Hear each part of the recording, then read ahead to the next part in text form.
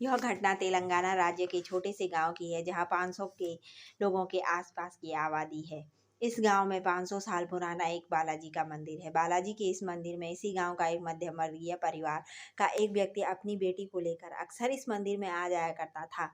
मंदिर में आने के बाद उसकी बेटी घंटों घंटों उस मंदिर में बैठी रहती थी क्योंकि उनकी बेटी की अक्सर तबीयत खराब रहती थी। इसलिए उसके पिताजी लड़की को लेकर मंदिर में आ जाया करते थे। एक दिन ऐसा आता है जिसकी किसी को कल्पना भी नहीं थी। मंदिर की घंटी उस लड़की के सिर पर आ गिरती है।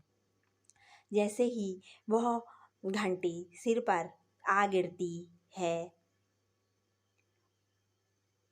उस लड़की के सिर पर बहुत तेज खून बहने लगता है और वह लड़की बेहोश होकर नीचे गिर जाती है। जैसे ही लोग उसे देखते हैं, आनन फानन में उसे डॉक्टर के पास ले जाते हैं, लेकिन घंटों बीत जाते हैं और लड़की को होश नहीं आता है। तब उस लड़की के पिता उसे एक अच्छे डॉक्टर के पास ले जाते हैं और घंटों बिताने के बाद उस लड़की को होश आता है और और वह पूछती है कि यह कहाँ हूँ पापा, मैं यह कहाँ हूँ। तब उसके पापा कहते हैं कि बेटा, तुम्हारे सिर पर चोट लगने के कारण हम तुम्हें हॉस्पिटल लेकर आए हैं और समझाने की कोशिश करते हैं।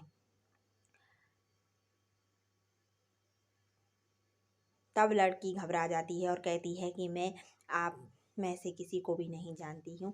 उसके पापा उसे संध्या नाम से पुकारते हैं। वो बोलती है, मेरा नाम संध्या नहीं, मेरा नाम प्रियंका है। और सब सुनकर वे सब लोग हक्के बक्के रह जाते हैं। डॉक्टर भी परेशान हो जाते हैं कि ये क्या बोल रही है। फिर उस लड़की के पापा उसे प्यार से समझाते हैं कि बेटा, तुम संध्या हो और मैं तुम्हारा पिता हूँ।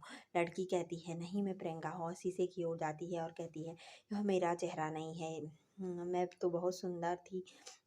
इस बात को सुनकर उसके पिता डॉक्टर से कहते हैं कि हमारी बेटी बचपन से ही ऐसा व्यवहार करती है, वो अंधेरे से बहुत डरती है और कभी कभी सपनों में भी वह सब कहती है कि विक्रम सर, मुझे मत मारो। तब उनकी बेटी यह बात सुनकर पुनर्जन्म के पहले की बात बताती है। बोलती है, मेरा नाम प्रियंका था और मैं एक मल्टीनेशनल कंपनी में काम करती थी। मैं काफ़ी सुंदर थी, जिस कारण मेरे बॉस की नज़र मुझ पर रहती थी और वे मौका पाने के साथ मुझसे बदतमीजी करता था और मैं उससे दूर भागती थी। लेकिन जॉब का सवाल था, मैं उस जॉब को छोड़ना नहीं चाहती थी। कई बार मैंने बॉस की हाँ में हाँ मिलाई। कुछ दिनों बाद मैंने बॉस की शिकायत उच्च अधिकारियों से की, जिसके कारण बॉस ने मुझसे माफ़ी मांगी और कहा, मैं आगे से ऐसा कुछ नहीं करूँगा। कुछ दिन साथ रहने के बाद वह मुझसे कहता है कि प्रियंका, आज मैंने अपने घर पे पार्टी रखी है, तुम अपनी फाइल लेकर घर आ जाना और आ जाना, मुझे तुम्हारे प्रमोशन की बात करनी है।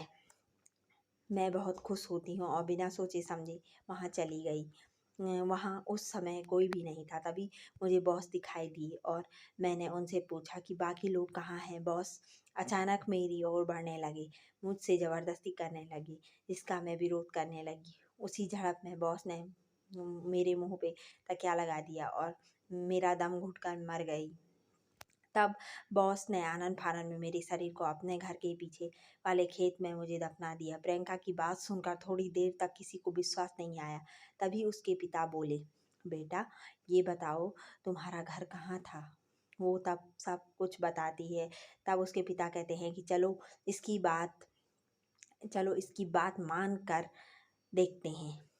क्यों ना हम क्यों ना हम इसके बताए हुए एक पते पर एक बार चल कर देखें। पिता की बात मानकर वे सब लोग उस पते पर जाते हैं। वहाँ उन्हें एक औरत दिखाई देती है। वे लोग उससे पूछते हैं कि इस गांव में कोई प्रियंका नाम की लड़की थी क्या। इत्तेफाक से वो औरत प्रियंका की माँ ही होती है।